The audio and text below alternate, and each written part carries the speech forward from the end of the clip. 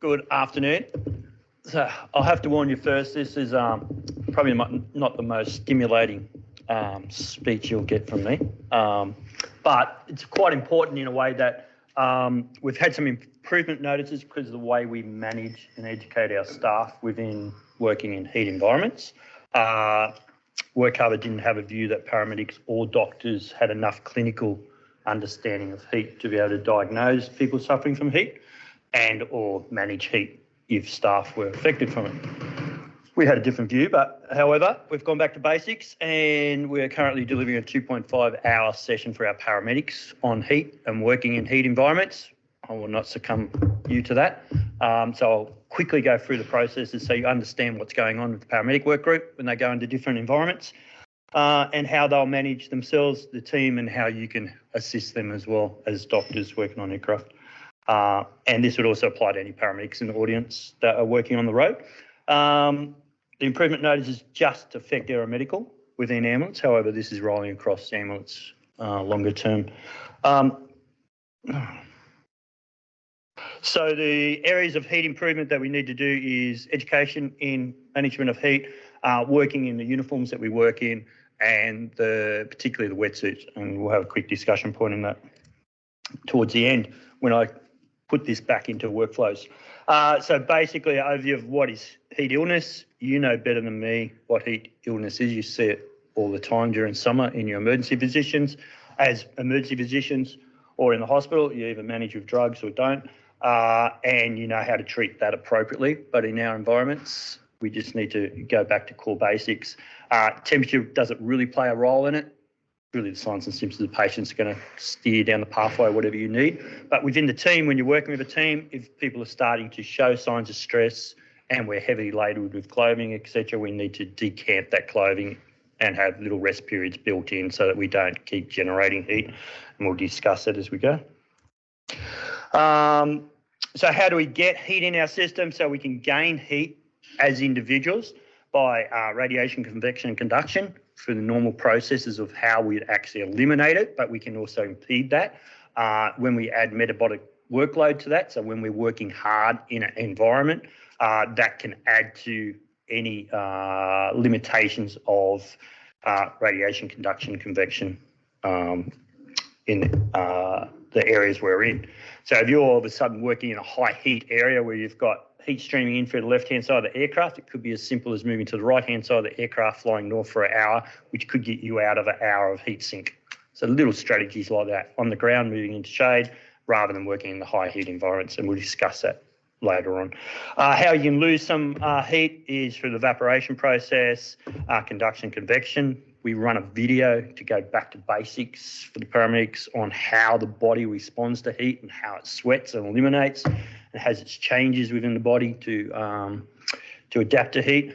And then we talk about clothing and materials, PPEs, how that interferes with that. So signs and symptoms, I don't have to go through the slide.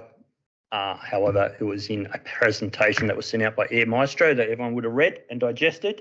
But it's common sense within the clinical practice that we have. And the clinical findings are between the flags, within our protocols or within health doctrine.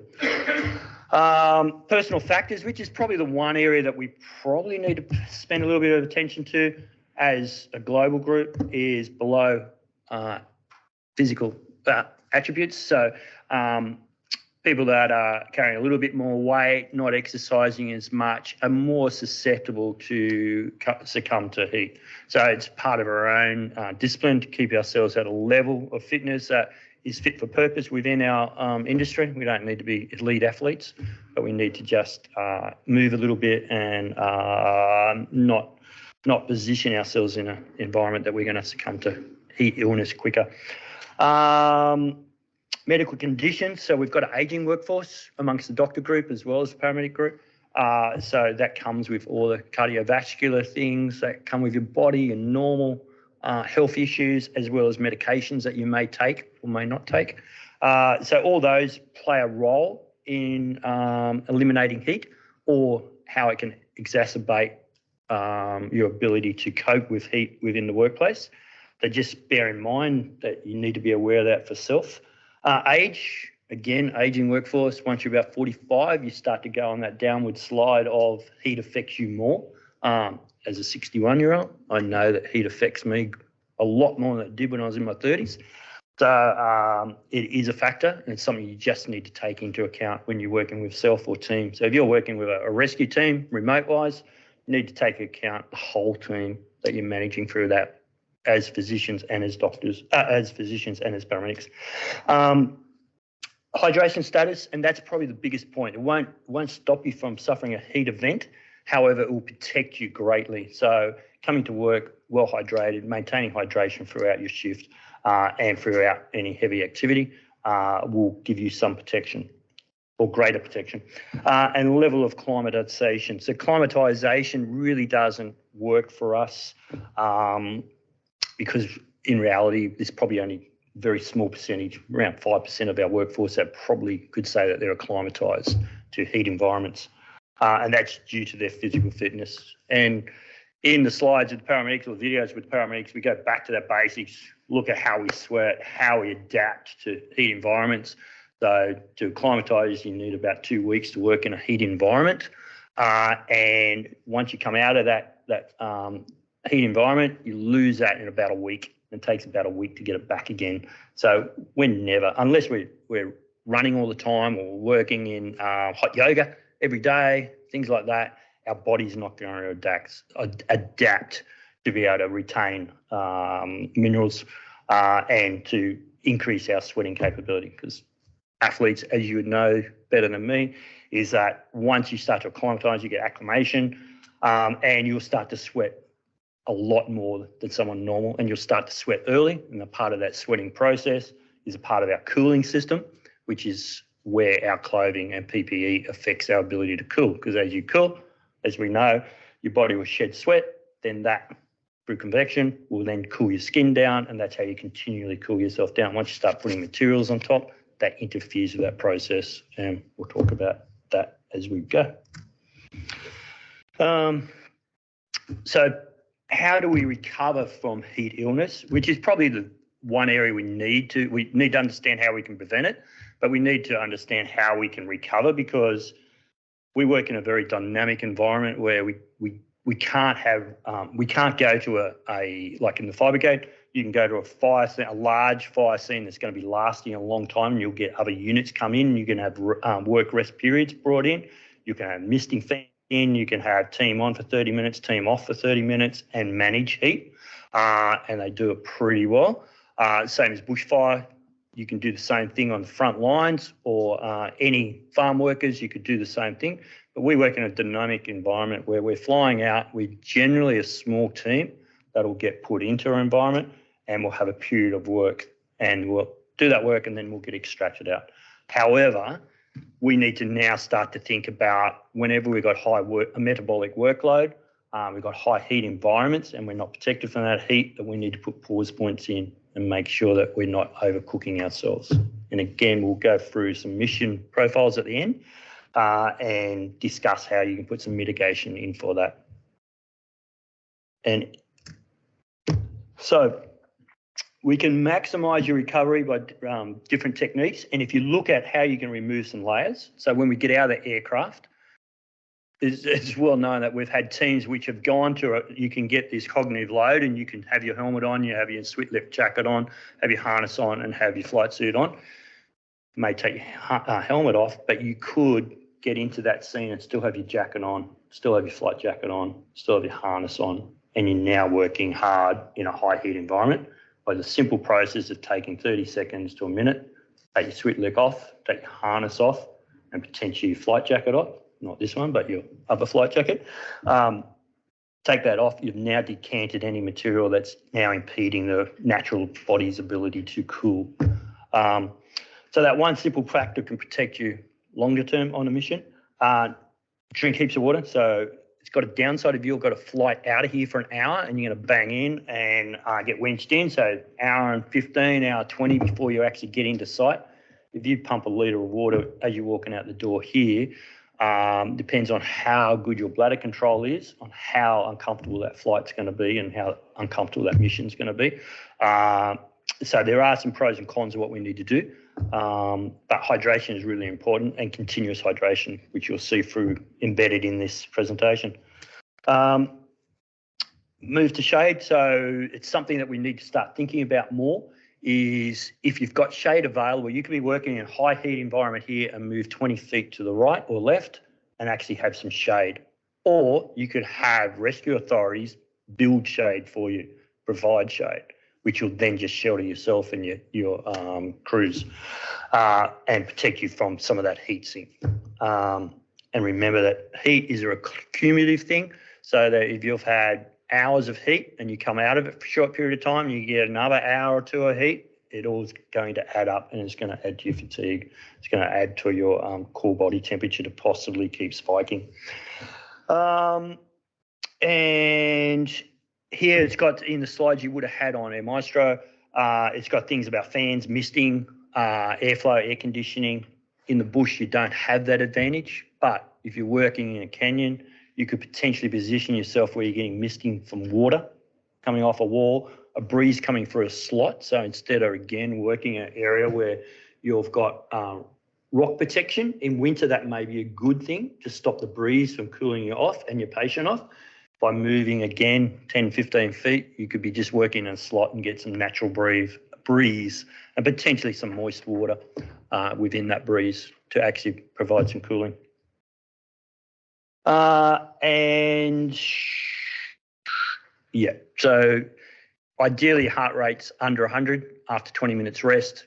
Depends what activity you've been doing, but if your heart rate hasn't returned to under 100 after 20 minutes, you'd have to say that there's something wrong with the individual that's occurring to. And then we talk about signs and symptoms of dehydration. Again, as emergency physicians, you see that in the hospital. We see that as paramedics. You'd see that as firefighters and your teammates. But it's something to remember that we're all probably underhydrated. And once we start to think about drinking, that we got this thirst, then we're already underhydrated. So we're behind the 8 ball. So if you're working hard, that's a bad thing. So Department of Health have got this urine chart. See it in all hospitals, see it on Department of Health websites. It's in the joining instructions. We're going to send it to paramedics. But that's a good pictation, good description of what your urine's doing and how your hydration is. It depends if you've been taking Berocca or something. It may be a different colour and have nothing to do with this chart. But in normal situations, this is a good indication. So if you come to work and it's halfway through the day and your urine's quite dark, you've got to start thinking, is there something going on that is bad, or is it just your hydration levels? You need to pump some more water. So same as if you've got a long-term mission overnight, 2 days, same thing, just monitor your hydration, and urine will tell you some points about it. However, the amount of water we need to take is a little bit controversial, depends on what document you read, but we'll use this one for a benchmark. So 3.7 litres for adult male. The males in the room, do you drink 3.7 litres minus 20% for food a day? No. I know I don't drink anywhere near that, so I run dry, and I think most males do. Just my observations. I find the women I know seem to drink more water than I do, and they don't need as much, going by this information. So I think it's something we need to really take home, particularly when you've got high heat days where you're coming into your workplace. So you need to start your day being hydrated. So when you're coming to work for your coffee, you should be having a water chaser with it. So you're just continually loading with water. Every hour, take a cup of water. And then that way your shift is going to keep you reasonably hydrated. So in our workplace, so acclimatisation, we already said that 95% of our staff probably aren't acclimatised and won't be acclimatised. The young fit guys and girls, they could be, but most of our ageing workforce definitely aren't, just due to the natural changes that occur in your body. Drink frequently. Don't eat big hot meals. So we know when we eat a big hot meal, we get lazy and feel like a siesta. So if it's a hot meal, you're essentially increasing your core. And if you go out on a job just after that, you're already hot. You're now getting a heat sink sitting in the aircraft or on the ground.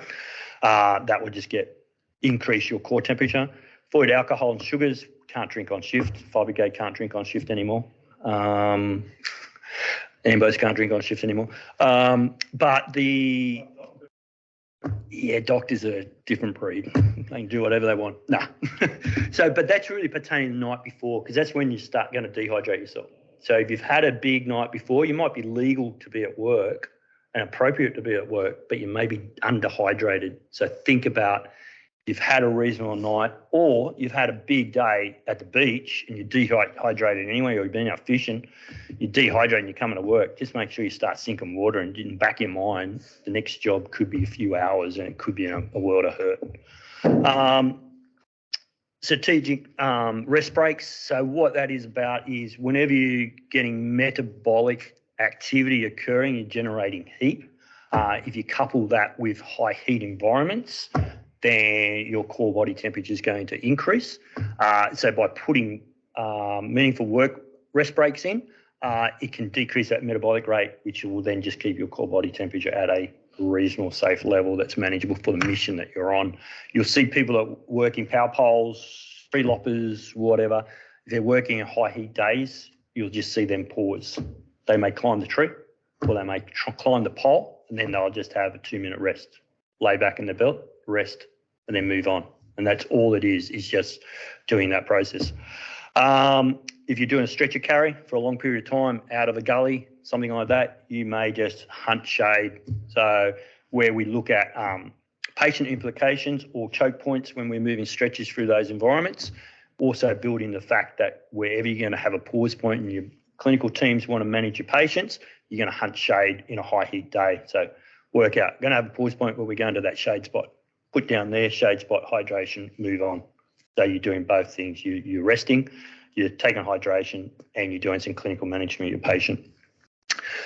Cooling your skin. So we talked about misting fans, we talked about air conditioning, things like that. Airflow is really good, opening your jackets up. These jackets are a single layer fabric.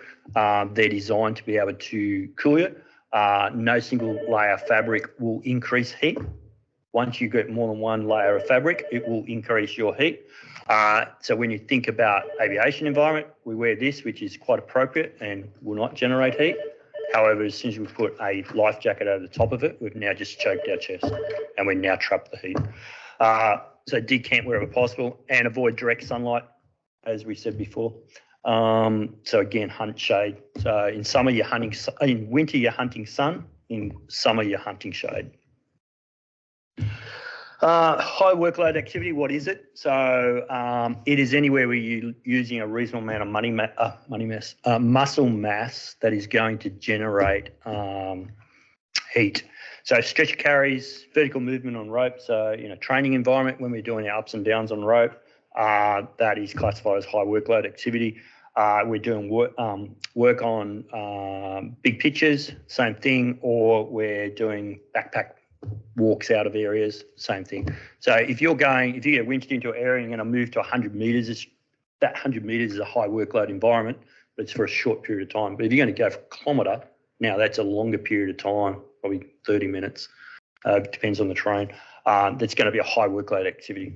During high workload activities, the literature says you should use between 100 and 200 mils of water every 15 to 20 minutes. So that's a good factor to be able to calculate your water requirements for that activity. So you can either take that in bottles, you can take it in your camelbacks, or you can pull water from the environment you're in. So all the paramedics have access to their filtration system so they can pull water and drink safely in environment. They'll pull a water a minute and you can get 2,000 litres of water out of one environmental filter. And the big one is PPE. You will find that if you're working in heat and your PPE, you're just going to escalate your core temp. So just remember, helmets off if it's appropriate. If you got rock fall from above, don't take your helmet off. You should be using a bash out of some sort, not your flight helmet. But you want to leave your helmet on if you got rock fall. So you've got to protect yourself from that, but you want to decant anything off your top that's restricting your heat. Hydration strategies, drink water regularly. Sorry, I've pulled these from all different presentations I've done, so I've pulled that this morning.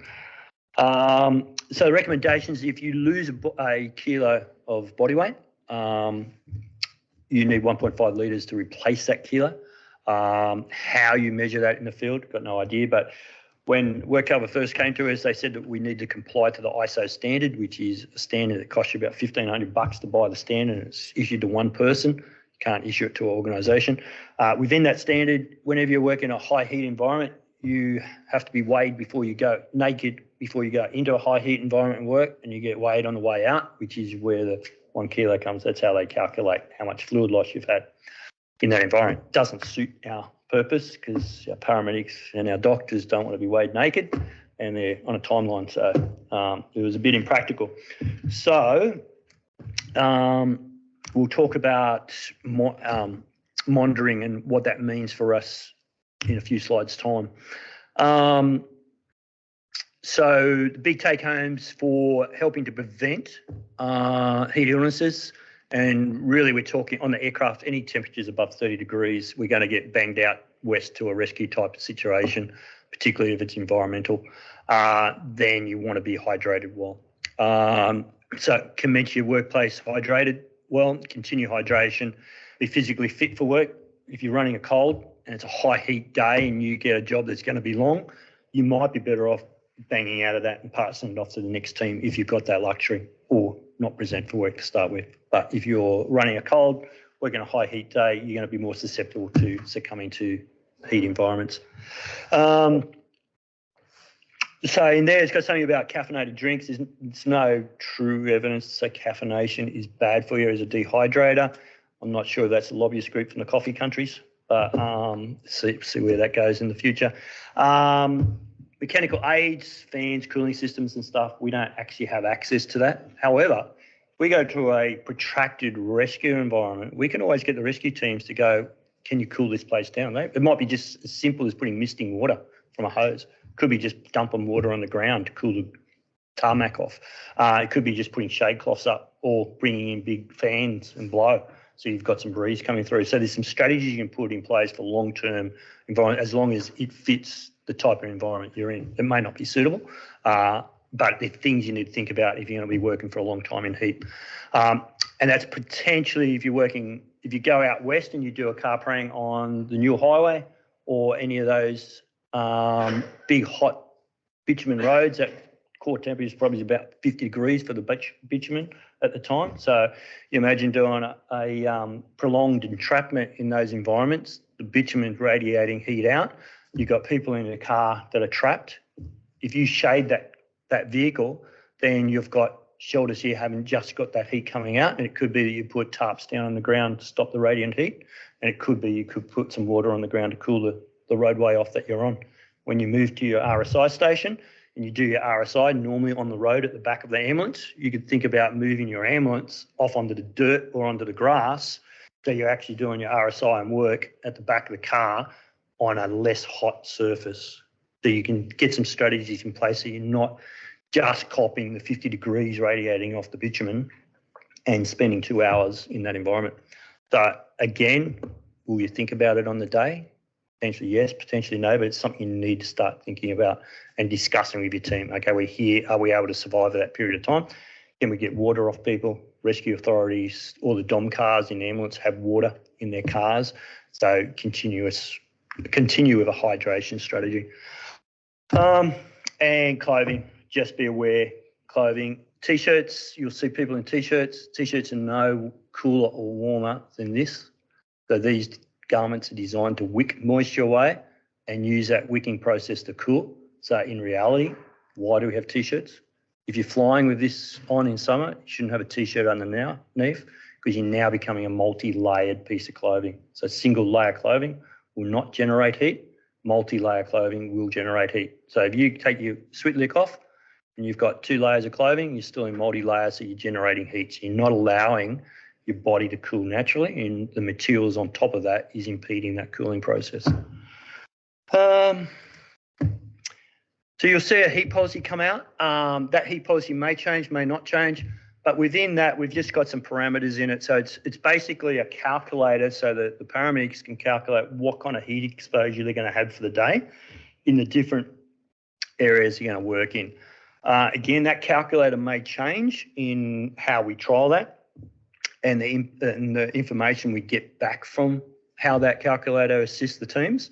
But the concept is that the same as what the pilot would do, give you the weather picture of what weather is coming and what limitations we're going to have airframe-wise of doing a job. This heat picture will inform the whole team that we will need extra water, we will need cooling strategies. We may only have one job in this. We may need backup to be able to pull us out earlier and drop another fresh team in. So it just gives that heightened awareness so that the whole crew is SA'd about what is going to happen for that day.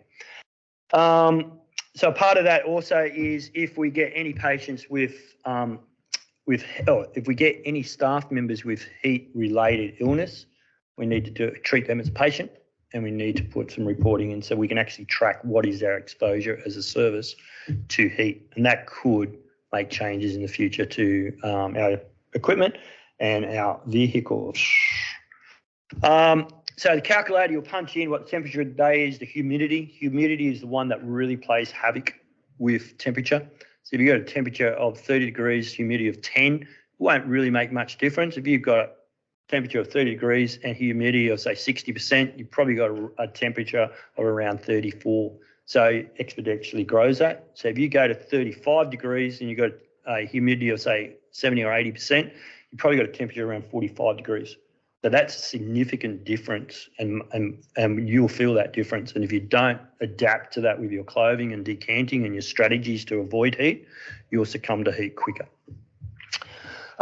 So again, that will be embedded in a policy, so I don't need to go through it. But when it does come out, take your time, read through it, digest it, and see what it means for you. Ask your paramedic questions. We're telling the paramedics we can always advise, but we can't enforce.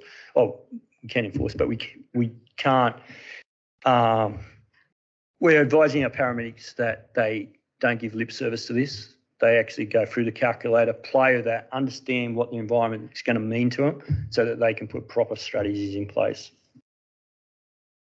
So coming towards the end of this, we'll talk about some quick strategies. So at the beginning of shift brief, so I've already gone through a heap of strategies that we could use and how that will affect you. But if we start at the pre-shift brief, so someone just tell me what some of the things you could do before shift to make sure you're fit for purpose in a high heat day. Anyone? Yep. Hydrate. So turn up the shift hydrated, and then that way you've protected yourself to the maximum. So once you're at the shift brief, what's something you could do at the shift brief? Shift brief to ensure that yourself and your team are protected. Anyone? Yeah, so you could do that pre-shift because you don't really want to do that in the shift briefing itself, do you? You could, but it probably won't be appreciated. Yeah, everyone could present their jar and we could get our opinion on it. So in the shift briefs, it's really get that awareness of what the weather's doing. Hopefully your paramedics actually ran this calculator and gone, we've got a 34-degree day today, we've got high humidity, this is an at-risk day after midday, temperatures are going to spike. If we get a mission that's going to run lunchtime to 6 o'clock, we're at real risk of heat illness. That will then let everyone know that in your mission contingency planning as you go out the door, that you've taken your water, you've potentially taken ice water, potentially had a slushy before you're gone, or you've put slushy in your water containers so that you've got ice cold water during your flight. The service is now in the process of buying canisters so you can actually do that. So everyone will be issued that on high heat days you'll have cold water or cold slushy ice available to you. And don't underestimate how quickly that'll cool your core temperature by just having a bit of slushy sitting in your mouth and holding it rather than drinking it. Just hold it and then just drink it. It'll aid in your maintaining your temperature lower than what it would be otherwise. And the big one is to make sure the aircrew are fully on page of your requirements to carry extra gear and limitations you're going to have physically to be able to do some jobs. Tasking. So at the time of tasking, what are some of the things you think about? Like you think about all your clinical things and your operational things. What are some of the things you're going to think about? How you dress. Yep. Yeah. So if you're walking around, it's a bit cool in the air conditioning, you've got a T-shirt underneath this, you're going to take this off, take T-shirt off, just wear this. Does that make sense? You don't want to be multi-layered. Wintertime, you may want a T-shirt underneath, or you may want your thermal underneath, or you might want your T-shirt in your bag in case you spend the night, so that you can put your T-shirt underneath and keep you a little bit warm. Vice versa, could be a thermal. So there are some types of things you want. You don't want to be, if all of a sudden you get a false start, you don't want to be waiting outside and standing in the heat. You want to get yourself back in the cool and then get back in the aircraft when it's ready to go, or you call back on job. You don't want to be loitering around in high heat environments if you're about to work in high heat. Prior to departure on missions, I kind of covered it off in ice and water, but what are the things you could do when you grab your blood? What else can you do? Cold water out of the fridge. Yeah, cold water chucked in your bag. So if you've got water sitting in your bags normally, you just replace that and have cold water, potentially a frozen ice bottle, so that'll start to melt. So towards the end of your shift, when you come back into the aircraft, you can just down your ice cold water. So aircraft setup, taxi and flight, what are some of the things you could do in that situation? Yeah. Up your position, so turn the aircon on. Yep. Maybe go to the pub and swap seats, sort of restriction fines. Yeah. Yeah. Yeah, it sounds really dumb, but if you're going north, you've got a setting western sun, which is baking hot, sitting at 36, 37 degrees for the day. By just sitting on that left-hand side with the sun blaring in there, by just moving on to the right-hand side, could avoid you from having that baking sun on you for that hour, if that makes sense. The other aspects of that is you could taxi your doors back until you get out, so you've got airflow coming through, so you haven't got that stifling heat. When you check your aircraft in the morning, make sure your air vents are all open, not closed. Why open them? In summertime, why not just make sure they're all open at the beginning so you don't actually have to turn them on? It's easier to turn them off than turn them on, because if your back ones aren't on, then you're not getting the maximum airflow you could have in the cabin. So a simple little thing like that. The service is looking at, can we improve airflow in them? We're just waiting for some engineering advice on that and to see if it would actually make any difference. We're also looking at some tinting on windows to see if that'll make any difference. We've found that we can't tint the two back sliding door windows. It plays havoc with MVGs, so we can't have that done, but we could potentially have the middle windows done. What is the true benefit of that? We've got to digest. And in the old contract, we used to have punker louvers in the windows, which created some airflow into the cabin. So we're exploring that. That affects our maximum airspeed, so we're just digesting that as well. The other thing about setup is, if you're going to set up for, say if it's a close job, you're going to set up for winch, do it in the hangar. Don't drag the aircraft out in high heat and then do all your setups in the cabin. Do it before you drag the aircraft out. But you need to be able to do that at the brief or at the time of call to say, let's set it up before we drag it out, so the engineering or the aircrew don't drag it out into the stifling heat. On scene, we talked about some strategies on scene, high heat on roadways. We talked about in canyons, how you can start to hunt breezes, same as vertical cliff faces. If in training environment, we'll hunt cliffs that are in shade and then move to other ones that are in shade during the change of the day, depending on what part of the day we're working on. We can get authorities in to be able to assist us with shading and ventilation and potentially cooling, misting. So we can use all those strategies. We don't actually have them, but we can request them if they're available and take advantage of them when they're there.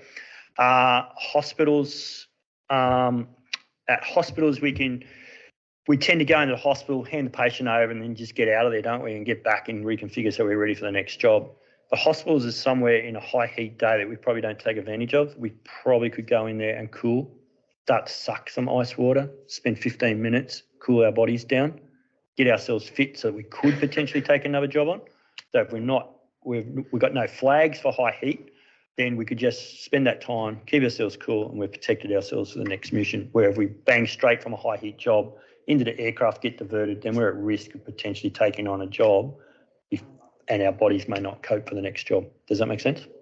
Within the policy that comes out, it's going to have some stopgaps about taking a job on unless you've had physiological monitoring undertaken. So return to Flight, in return flight, if you're coming back and you're not running down the coast over water, you can remove your switlick with pilot and command's knowledge and come back without a switlick on. If you're in a situation where you're not taskable, you can take your harness off as well because you're no longer taskable, so you're not required to move around the cabin. So that can assist with having that return flight as mitigating some heat. And at the base, we can come back, we can have our slushies, we can have a cold shower, we can get changed, we can sit in the air conditioning, we can just chill out, do our debriefs. Again, if you're going to do any activity on the aircraft, do it in the shade, bring it in the hangar. Sometimes the hangar is just as hot as outside, but minimise your exposure to that heat. If you need to cool down before you do that. Then rectify your aircraft. If you need physiological monitoring, then all we're going to do is tympatic temperatures. We're going to take pulse rates, ECGs, blood pressures if anyone's got signs and symptoms of heat, and we're going to go down the pathway of case slips and reporting. If you have any questions on anything, HDS will answer, the helicopter duty supervisor will be able to answer any needs or escalate them. If we've got a tasking on high heat days, which is flagging as high risk, then HDS will be the advice component. Most likely you're still going to be doing the job, but there'll be mitigators put in place. Again, it could be that you go in, another team comes in behind you, you come out. It could be we work other strategies out how to manage your heat exposure. So in a nutshell, that's 2.5 hours, put into a very quick, untidy presentation. But any questions?